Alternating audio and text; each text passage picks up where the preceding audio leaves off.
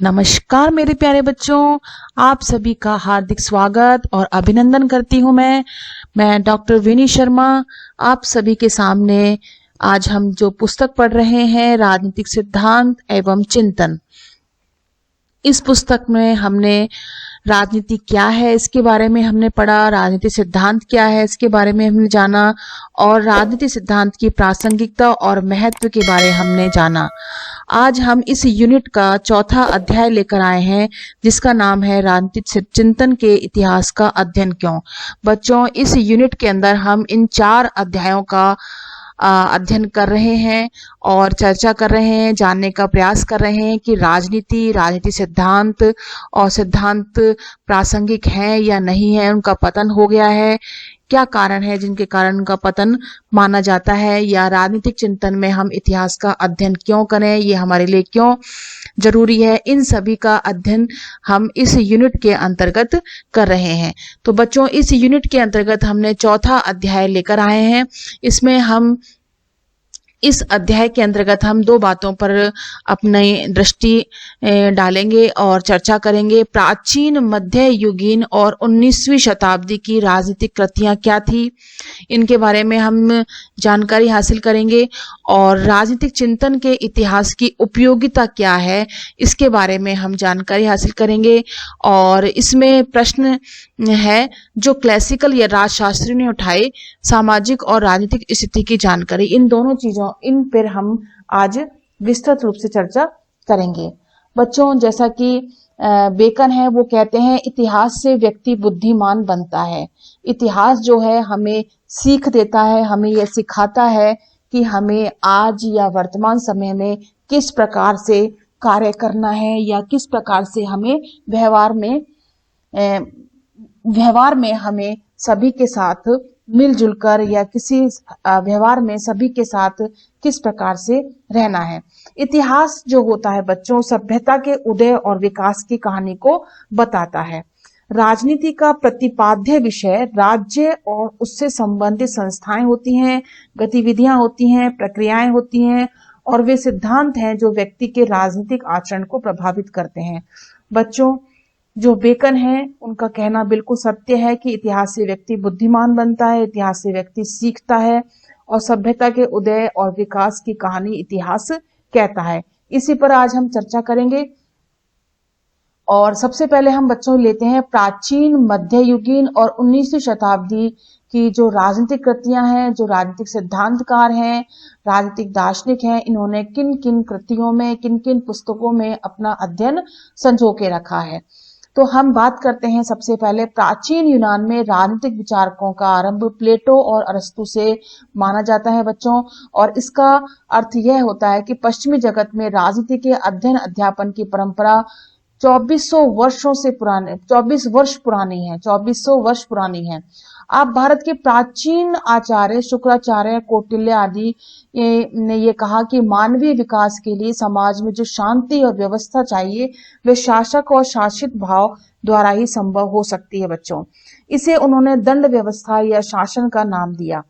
उन्होंने राज्य के स्वरूप और उसके विभिन्न अंगों और कार्यों का विस्तार से विवेचन किया।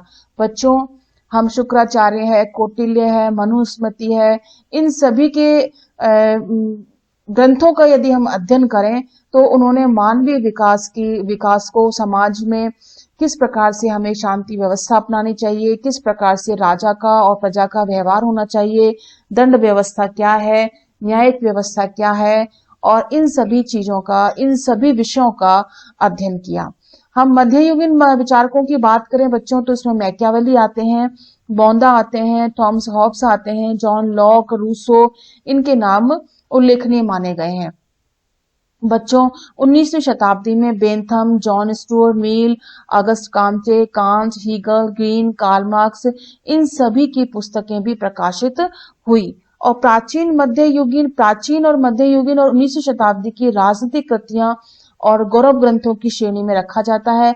और इन ग्रंथों को क्लासिकी यानी परंपरागत इसलिए कहा जाता है जब कभी राज्य, शासन, सत्ता, आज्ञाकारिता, न्याय, स्वतंत्रता जैसे प्रश्न उपस्थित होंगे तो ऐसा नहीं हो सकता बच्चों कि इनकी पुस्तकों पर हमारा ध्यान नहीं जाए। एक राजनीतिक विद्यार्थी होने के नाते हमें इनकी पुस्तकों को अध्ययन में लाना होगा, उनका अध्ययन करना होगा, उनका विश्लेषण करना होगा। एलन बॉन कहते हैं कि क्लासिकल यानी परंपरागत राजनीतिक विचारकों का उन प्रश्नों के संदर्भ में जो उन्होंने उठाए हैं आज भी महत्वपूर्ण है। उनके विषय में जानकारी न होने से राजनीति का छात्र कई ऐसी बातों से अनजान हो जाता है बच्चों जिनकी चर्चा प्राय राजनीति विज्ञानी किया करते हैं। बच्चों, हम राजनीति विज्ञान के विद्यार्थी हैं और राजनीति विज्ञान का विद्यार्थी जब राज्य के बारे में, शासन के बारे में, सत्ता के बारे में, आज्ञाकारिता, न्याय, स्वतंत्रता, लोकतंत्र, सामाजिकता, इन सभी के बारे में जब जानने का प्रयास करता है तो निश्चित रूप से बच्चों प्राचीन, मध्ययुगीन और 19वीं शताब्दी के विचारकों के ग्रंथों का अध्ययन करना उसके लिए अनिवार्य बन जाता है। इसीलिए कहते हैं कि इतिहास जो है व्यक्ति को बुद्धिमान बनाता है। अब बच्चों हम बात करते हैं राजनीतिक चिंतन के इतिहास की उपयोगिता की। बच्चों, परंपरा से कटकर समाज को अपनी पहचान बनाए रखने की समस्या से जूझना पड़ता है और राजनीतिक चिंतन का इतिहास हमें वह मानदंड प्रदान करता है जिसकी कसौटी पर कसकर हम राजनीतिक समस्याओं को समझने का प्रयत्न करते हैं। राजनीतिक चिंतन की उपयोगिता को हम इस प्रकार से बता सकते हैं, दर्शा सकते हैं। सबसे पहला आता है प्रश्न जो क्लासिकल राजशास्त्रियों ने उठाए, मतलब परंपरागत राजशास्त्रियों ने जो प्रश्न उठाए हैं उनको लेकर के हम चलते हैं। बच्चों, सबसे पहले हम ये जानने का प्रयास करते हैं कि परंपरागत राजशास्त्री यानी क्लासिकल राजशास्त्री उन्होंने जो प्रश्न उठाए हैं उन्होंने क्या समाधान सुझाया है। जहां तक प्राचीन भारतीय चिंतकों का प्रश्न है बच्चों, उन्होंने स्पष्ट ये कहा कि राजा का अधिकार देव सिद्ध होने पर भी वह स्वेच्छाचारी नहीं हो सकता है। मतलब प्राचीन जो भारतीय राजनीतिक चिंतक हैं वो कहते हैं कि राजा का स्थान क्या है, देव तुल्य है, देवता के रूप में राजा को माना जाता है। लेकिन बच्चों, वह देवतुल्य होने के बावजूद भी वह स्वेच्छाचारी कभी नहीं हो सकता। स्मृतियों में राजधर्म का बड़ा विस्तृत वर्णन मिलता है और दंड का उपयोग राजा धर्म के आचरण के लिए करता है। कानून का वह बनाने वाला नहीं था, केवल उसको बरतने वाला था। कहने का मतलब ये है बच्चों कि दंड का उपयोग राजा जो है धर्म के आधार पर ही करेगा, धर्म के आचरण के लिए ही करेगा और समाज में न्याय स्थापित करने के लिए ही करेगा।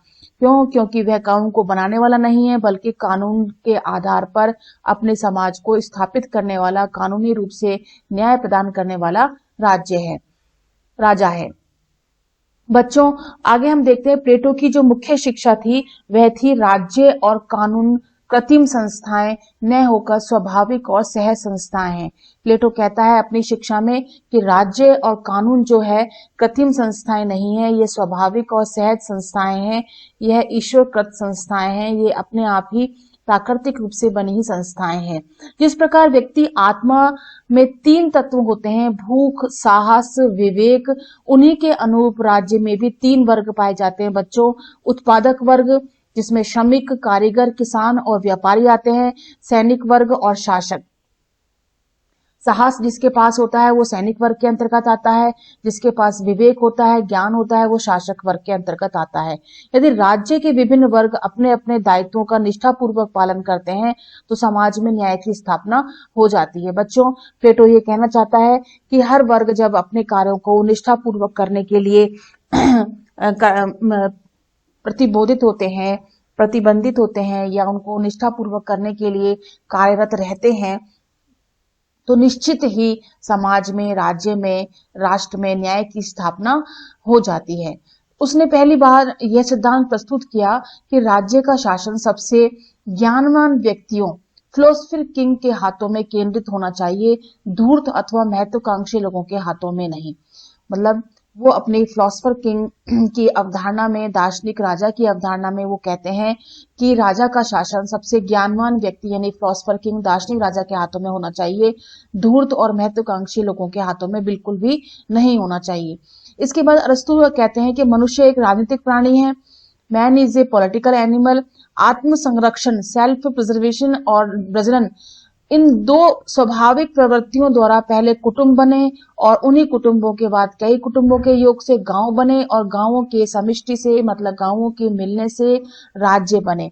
अरस्तु ने ज्ञान विज्ञान की सभी शाखाओं, तर्कशास्त्र, भौतिक शास्त्र, मनोविज्ञान, नीति शास्त्र, काव्य शास्त्र और राजनीति की ढेर सारी पुस्तकें लिखी, बहुत सारा अध्ययन किया बच्चों उन्होंने।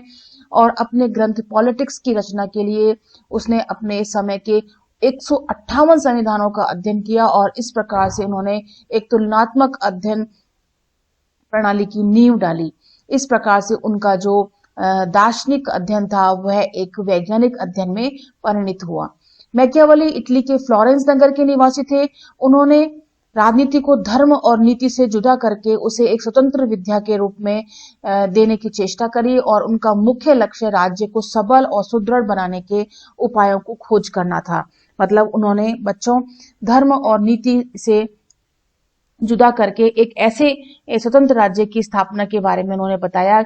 उनका लक्ष्य था कि राज्य कैसा होना चाहिए, राज्य सबल होना चाहिए, सुदृढ़ होना चाहिए। और उन्होंने अपनी कृति प्रिंस में यह कहा कि शासक का प्रधान कर्तव्य जैसे भी बने अपने राज्य को बड़ा शक्तिशाली बनाना है। इस उद्देश्य की पूर्ति के लिए सभी कुछ न्याय संगत है। धर्म राजनीति का स्वामी न होकर उसका अनुचर होता है। बच्चों, जब कभी राष्ट्रवाद, स्वदेश प्रेम और राजनीतिक सत्ता जैसे प्रश्न प्रस्तुत होते हैं, मैकियावेली को हम नहीं भुला सकते हैं। इसी प्रकार जब कभी आपसी समझौते या अनुबंध द्वारा राज्य की उत्पत्ति की बात की जाती है, तब हम हॉब्स, लॉक और रूसो की उपेक्षा नहीं कर सकते हैं। कहने का तात्पर्य यह है बच्चों कि जब हम धर्म और नीति को राजनीति के अंतर्गत लेते हुए चलते हैं और एक स्वतंत्र रूप से हम उसको एक विद्या का रूप देने की चेष्टा करते हैं, एक सुदृढ़ शासक और सुदृढ़ प्रशासन की हम बात करते हैं, तब हम मैकियावेली को हमें अवश्य पढ़ना होगा। और उसी प्रकार से जब हम राज्य की उत्पत्ति और राज्य के समझौते के बारे में हम बात करते हैं, व्यक्ति के बीच में जो समझौता हुआ, राज्य की स्थापना हुई, हम जब उसकी बात करेंगे तो हमें हॉब्स, लॉक और रूसो को भी पढ़ना होगा। और रूसो की सामान्य इच्छा के सिद्धांत को लोकतंत्र की आधारशिला भी कहा गया है। इसी प्रकार से बच्चों जनरल दार्शनिक हीगल हैं। उनके अनुसार राज्य सभी संस्थाओं से उच्चतर है और उनका नियामक तथा रक्षक भी है। इस कारण वह हमारी परम श्रद्धा का पात्र है। उसका विरोध कदापि उचित नहीं है। हीगल के निष्कर्ष भले ही ठीक न जान पड़े, पर उसके चिंतन की ऊंचाइयों को अस्वीकार हम नहीं कर सकते हैं। उसका जो विकास प्रक्रिया का सिद्धांत है, वाद, प्रतिवाद, संवाद, थीसिस, एंटीथीसिस और सिंथेसिस, कार्ल मार्क्स को भी स्वीकार्य है। और कार्ल मार्क्स के अनुसार मानव इतिहास की गतिविधि भौतिक कारणों और प्रभावों द्वारा निश्चित होती है। आर्थिक असमानताओं को मिटाने और लोगों की भौतिक लालसा के समाधान के लिए मार्क्स ने वर्गविहीन और राज्यविहीन समाज की स्थापना पर भी बल दिया। तो बच्चों, जिस प्रकार से दार्शनिक विचारक हीगल और कार्ल मार्क्स के सिद्धांतों को हम देखें, तब हम जान पाएंगे कि किस प्रकार से मार्क्स ने वर्गविहीन और राज्यविहीन समाज की स्थापना की और किस प्रकार से हीगल और कार्ल मार्क्स ने वाद, प्रतिवाद और संवाद के माध्यम से भौतिक कारणों या प्रभावों को निश्चित करने वाले मानव इतिहास की गतिविधियों को उन्होंने रखने का प्रयास किया। इस प्रकार से बात आती है बच्चों सामाजिक और राजनीतिक स्थिति की जानकारी। प्राय बच्चों हम ये कहा जाता है कि विचारक अपने युग का शिशु होता है, यानी विचारक जो होता है अपने युग में, अपने समय काल में एक बालक की भांति होता है। अर्थात इसका अभिप्राय यह होता है बच्चों कि हर विचारक के चिंतन पर एक विशेष युग की छाप देखने को मिलती है। मतलब जिस युग में विचारक जिस सिद्धांत का निर्माण करने जा रहा है, जिस विचारधारा का निर्माण करता है, जिस अवधारणा का निर्माण करता है, निश्चित रूप से उस युग में जो घटनाएं, प्रतिघटनाएं जो होती हैं, उसकी छाप जो है उस विचारक पर अवश्य पड़ती है। जॉन लॉक की रचनाओं को पढ़कर हम संसद और इंग्लैंड के राजाओं के बीच चले आ रहे संघर्ष और 1688 की गौरवमय क्रांति के कारणों को समझ सकते हैं और लॉक का मुख्य उद्देश्य राज्य की निरंकुशता से व्यक्ति की रक्षा करना था। उसने स्पष्ट ये कहा कि 1688 की क्रांति सर्वदा उचित और नियमानुकूल थी और लॉक का राजनीतिक दर्शन व्यक्ति की स्वतंत्रता और उसके अधिकारों का पक्षधर था। उसने उदारवाद और सीमित शासन का समर्थन किया। तो बच्चों, आप देख सकते हैं कि किस प्रकार से जॉन लॉक पर उसकी उस समय होने वाली इंग्लैंड में गौरवपूर्ण क्रांति का उस पर बहुत प्रभाव पड़ा और लॉक ने अपने राज्य की निरंकुशता से व्यक्ति की रक्षा करने का प्रयास किया और उसने यह कहा कि 1688 की क्रांति सर्वदा उचित और नियमानुकूल थी, मतलब उसको उचित माना। और लॉक का राजनीतिक दर्शन व्यक्ति की स्वतंत्रता और उनके अधिकारों का हमेशा पक्षधर रहा है। जिस प्रकार से हम देख सकते हैं बच्चों कि जिस युग में विचारक किसी विचारधारा का निर्माण कर रहा है, किसी सिद्धांत का निर्माण कर रहा है, तो वह उस युग की विचारधारा से निश्चित रूप से प्रभावित होता है। वोल्टेयर और मॉन्टेस्क्यू और रूसो के ग्रंथों का अध्ययन करें तो हम फ्रेंच राज्य क्रांति के कारणों और तत्कालीन फ्रांस की राजनीतिक और आर्थिक परिस्थितियों को भी हम जान सकते हैं। इतना ही नहीं, उनके विचारों से क्रांति की भावना को भी बढ़ावा मिलता है। वोल्टेयर की मान्यता थी कि पुरातन संस्थाओं को नष्ट किए बिना नया युग आ ही नहीं सकता है, इसलिए क्रांति आवश्यक है। इसी प्रकार 1917 की रूसी क्रांति का कोई भी अध्येता लेनिन के विचारों और उनकी कृतियों को अनदेखा नहीं कर सकता है। जब हमें रूसी क्रांति को जानना होगा, 1917 में जो रूसी क्रांति हुई, उनको जानने के लिए हमें लेनिन की कृतियों को, उनकी रचनाओं को हमें अध्ययन अवश्य करना होगा। अब आगे बात आती है बच्चों विचारकों द्वारा निर्मित आदर्श लोक की, कि किस प्रकार से विभिन्न विचारकों ने अपने अपने समय में किस प्रकार से आदर्श लोक की बात की है। एक ऐसे दार्शनिक शासक की, एक दार्शनिक राजा की, एक दार्शनिक समाज की स्थापना की बात की है, जिसे हम यूटोपिया भी कहते हैं। इन्होंने अपने दर्शन और चिंतन के आधार पर स्थापित करने का प्रयास किया है। यह ठीक है बच्चों कि राजनीति शास्त्र की एक भी अवधारणा ऐसी नहीं जो किसी न किसी रूप में परंपरागत राजनीतिक दर्शन यानी क्लासिकल राजनीतिक दर्शन से न जुड़ी हो, परंतु इस बात से इनकार नहीं किया जा सकता कि दार्शनिकों द्वारा खड़े किए गए विचारों के महल सदैव मजबूत बुनियाद पर स्थित नहीं थे। कहने का मतलब यह है कि इन दार्शनिकों ने अपने विचारों का जो महल स्थापित किया था, इसका मतलब यह नहीं है कि इनके पीछे कोई बुनियादी स्थिति नहीं थी, कोई मजबूत स्थिति नहीं थी। वो किसी न किसी मजबूत स्थिति के आधार पर ही उन्होंने अपनी इस कल्पना लोक की उड़ानों को उड़ाया था। उन्होंने जिस आदर्श लोक की कल्पना की और वह उनके पूर्वाग्रहों से ही प्रभावित थे। हम उदाहरण लें प्लेटो का दार्शनिक नरेश यानी फिलोसोफर किंग की अगर हम बात करें तो व्यवहारिक दृष्टि से वे अप्रासंगिक है, परंतु अरस्तु ने तुलनात्मक शासन विज्ञान की जो नींव डाली उसने दास प्रथा को उचित ठहराया और वह भी इस आधार पर कि कुछ व्यक्तियों में बुद्धि कम होती है। उनके लिए तो यह उचित है कि वे दूसरों की अधीनता में रहकर ही कार्य करें। जिनके पास बुद्धि नहीं है वो अधीनता में रहकर ही कार्य करें, ऐसा अरस्तु ने बताया। रूसो के संपूर्ण राजनीतिक दर्शन का सामान्य इच्छा का सिद्धांत है, पर वास्तव में वह आदर्श और यथार्थ के बीच में निरंतर चक्कर काटता प्रतीत होता है और सामान्य इच्छा सदैव ही सत्य और अच्छी होने के कारण आदर्श वस्तु है।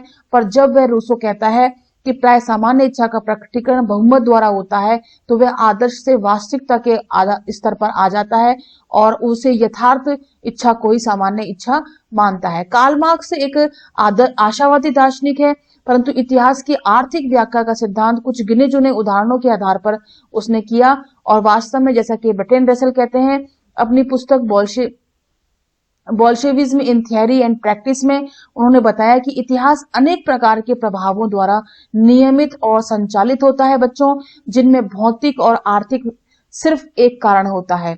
मतलब भौतिक और आर्थिक प्रभाव जो है वो एक कारण होता है, लेकिन इतिहास के अंदर जो प्रभाव होते हैं, जो संचालित होते हैं, जो परिस्थितियां होती हैं, उन्हीं का प्रभाव जो है उन विचारकों पर पड़ता है और उन राजनीतिक विचारकों पे पड़ रहे उनके प्रभाव से वह प्रभावित होकर के एक नए सिद्धांत का निर्माण करता है। इस प्रकार से बच्चों हम ये कह सकते हैं कि इतिहास जो है हमेशा हमारे लिए एक सीख पैदा करता है, एक हमारे लिए ज्ञान पैदा करता है। इस प्रकार से हम संक्षेप में कह सकते हैं कि क्लासिकल ग्रंथों का ज्ञान का भंडार कहा जा सकता है और क्लासिकल विचारकों का यानी परंपरागत विचारकों का बच्चों दृष्टिकोण एकांगी या संकुचित न होकर बहुमुखी है। क्लासिकल ग्रंथ यानी परंपरागत ग्रंथ जो है समसामयिक संरचनाओं के बीच सेतु निर्माण की आवश्यकता यानी एक पुल का निर्माण करते हैं जिससे पुराने और नए युग की ध्वनियों के बीच में तरसंगत रिश्ता कायम किया जा सकता है और राजनीतिक विचारकों के इतिहास को प्राचीन, मध्ययुगीन और समसामयिक युगों में विभक्त करके एक परिपाटी प्रचलित होती है और परंतु विकास और परिवर्तन की गति को समझने के लिए उनका श्रृंखलाबद्ध किया जाना आवश्यक है। तो बच्चों इस प्रकार से हमने ये समझने का प्रयास किया कि इतिहास किस प्रकार से हमें एक सीख देता है, ज्ञान देता है और हमें ये बताने का प्रयास करता है कि हम किस प्रकार से इतिहास के माध्यम से हम वर्तमान की समस्याओं का समाधान कर सकते हैं। यह आपको पाठ का एक संक्षिप्त रूप प्रदान किया गया है। प्राचीन, मध्ययुगीन और 19वीं शताब्दी की राजनीतिक कृतियां क्या थी और किन किन विचारकों ने इन पर अध्ययन किया था, जिसमें Machiavelli, Thomas Hobbes, Locke, J S. Mill और रूसो, मार्क्स, इनके ग्रंथों की हमने चर्चा करी और इसके बाद राजनीति चिंतन के इतिहास की उपयोगिता के बारे में हमने जाना और उसके बाद हमने इसके निष्कर्ष के बारे में बताया कि किस प्रकार से यह परंपरागत, मध्ययुगीन और समसामयिक रचनाओं में किस प्रकार से एक सेतु का कार्य करता है। ये दार्शनिक विचारक जो हैं हमारे लिए एक सेतु का कार्य करते हैं। इसलिए एक राजनीतिक विद्यार्थी जब तक अपने राजनीतिक विषयों को लेकर अध्ययन करता है, चाहे वह राष्ट्र हो, चाहे वह राज्य हो, चाहे वह न्याय हो, चाहे समानता हो, चाहे वह लोकतंत्र हो, किसी भी विषय के बारे में यदि वह अध्ययन करता है तो निश्चित रूप से उसे इतिहास में झांक कर देखना होगा और विभिन्न ग्रंथों का अध्ययन करके ही वह अपने निष्कर्ष पर पहुंच पाता है। इस प्रक्रिया के बाद देख सकते हैं कि इसमें निबंधात्मक प्रश्नों के रूप में ये दो प्रश्न आपके सामने आते हैं, जिसमें राजनीतिक चिंतन के इतिहास की उपयोगिता का परीक्षण किया गया है और दूसरा इसमें क्लासिकल विचारकों का उन प्रश्नों के संदर्भ में जो उन्होंने उठाए हैं आज भी महत्व रखते हैं, किस प्रकार से आप इसको सिद्ध कर सकते हैं। ये दो प्रश्नों के रूप में इस पाठ के अंतर्गत आपसे पूछे जा सकते हैं ये प्रश्न। इसके साथ ही यह वीडियो यहीं समाप्त होता है बच्चों। ये चैप्टर भी, ये अध्याय भी हमारा यहाँ पे समाप्त होता है। अब नए अगले अध्याय के लिए हम अगले वीडियो में आपसे मिलेंगे। इस अध्याय में आपके सामने कोई भी डाउट आता है, कोई भी समस्या आती है तो कमेंट बॉक्स में लिख करके आप मुझसे पूछ सकते हैं। इस वीडियो को आप बार बार सुनिए और समझने का प्रयास कीजिए कि किस प्रकार से राजनीतिक सिद्धांत जो हैं आज भी हमारे लिए उतने ही महत्वपूर्ण है जितने कि ये पहले महत्वपूर्ण थे। तो बच्चों इस यूनिट में, इस राजनीतिक सिद्धांत और चिंतन पुस्तक की पहली यूनिट में हमने राजनीति क्या है, राजनीतिक सिद्धांत क्या है, राजनीतिक सिद्धांत पतन की ओर उन्मुख हो गया है, क्या उसका ह्रास हो गया है, या राजनीतिक सिद्धांत जो है किस प्रकार से हमारे लिए जो इतिहास है राजनीतिक सिद्धांत के अंतर्गत वो हमारे लिए किस प्रकार से उपयोगी है। इन सभी का हमने इस यूनिट के अंतर्गत अध्ययन करने का प्रयास किया, समझने का प्रयास किया और अगले वीडियो के लिए हम नेक्स्ट वीडियो में आपसे मिलेंगे। तब तक के लिए धन्यवाद और नमस्कार।